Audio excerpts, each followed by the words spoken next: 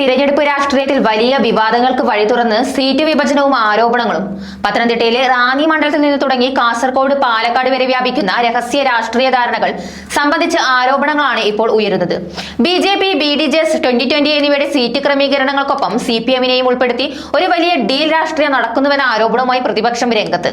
കേരളത്തിലെ തിരഞ്ഞെടുപ്പ് ചൂടുപിടിക്കുമ്പോൾ പത്തനംതിട്ട ജില്ലയിലെ റാന്നി മണ്ഡലം ഇപ്പോൾ രാഷ്ട്രീയ വിവാദങ്ങളുടെ കേന്ദ്രബിന്ദുവായി മാറുകയാണ്.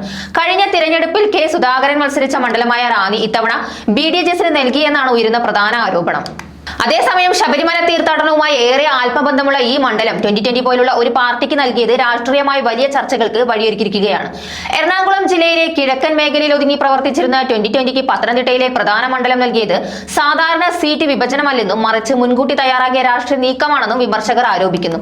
ഇവിടെ കൂടുതൽ ശ്രദ്ധേയമാകുന്നത് 2020 സ്ഥാനാർത്ഥിയുടെ പ്രസ്താവനയാണ്. ശബരിമല വിഷയത്തിൽ സർക്കാരിന് തെറ്റൊന്നുമില്ലെന്ന് പറഞ്ഞത് NDAയുടെ രാഷ്ട്രീയ നിലപാടിനൊപ്പമുള്ള പ്രതികരണമാണോ എന്ന സംശയമാണ് ഉയരുന്നത്. ഈ സാഹചര്യത്തിൽ NDAയിൽ ഉൾപ്പെട്ട ഭാരതീയ ജനതാ പാർട്ടി തന്നെ തങ്ങളുടെ സീറ്റ് 2020ക്ക് വിട്ടുകൊടുത്തത് പരസ്പരം വിജയിപ്പിക്കുന്ന തന്ത്രമാണെന്ന വിമർശനം ശക്തമാകുന്നു.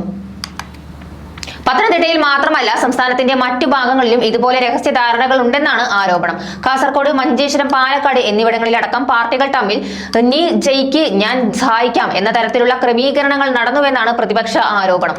ഇതിനിടെ CPM-നെയും BJP-യെയും ബന്ധിപ്പിക്കുന്ന മറ്റൊരു വലിയ ആരോപണം കരുവന്നൂർ സഹകരണ ബാങ്ക് കേസിനോടാണ് ബന്ധപ്പെട്ടിരിക്കുന്നത്.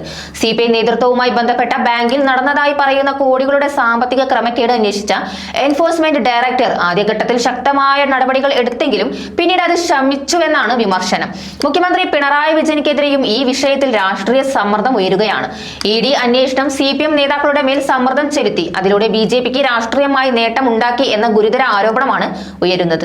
ഇതോടൊപ്പം Kerala police additional DGP MR Ajith Kumar RSS നേതാക്കളുമായി ആശയവിനിമയം നടത്തിയെന്ന ആരോപണവും രാഷ്ട്രീയ ചർച്ചകൾക്ക് ഇന്ധനമാകുന്നു. ഈ ആരോപണം RSS ബന്ധപ്പെട്ടവരും നിഷേധിച്ചിട്ടുണ്ടെങ്കിലും രഹസ്യബന്ധം എന്ന സംശയം ഇപ്പോഴും രാഷ്ട്രീയമായി ചർച്ച ചെയ്യപ്പെടുകയാണ്. ഇത്തരം ആരോപണങ്ങൾക്കിടയിൽ കേരളത്തിലെ തെരഞ്ഞെടുപ്പ് സാധാരണ രാഷ്ട്രീയ പോരാട്ടം മാത്രമല്ലെന്ന് നിരീക്ഷകർ വിലയിരുത്തുന്നു. ഒരു ഭാഗത്ത് ഭരണത്തിനെതിരായ ജനവികാരം, മറ്റൊരു ഭാഗത്ത് മതേതരത്വം, വിശ്വാസം, രാഷ്ട്രീയ ധാരണകൾ, ഇവയെല്ലാം ചേർന്നാണ് ഈ തിരഞ്ഞെടുപ്പ് നിർണായകമാകുന്നത്. ഈ സാഹചര്യത്തിൽ ഈ തിരഞ്ഞെടുപ്പ് രണ്ട് പ്രധാന കാര്യങ്ങൾ തെളിയിക്കുമെന്ന് രാഷ്ട്രീയ നിരീക്ഷകർ വിലയിരുത്തുന്നു.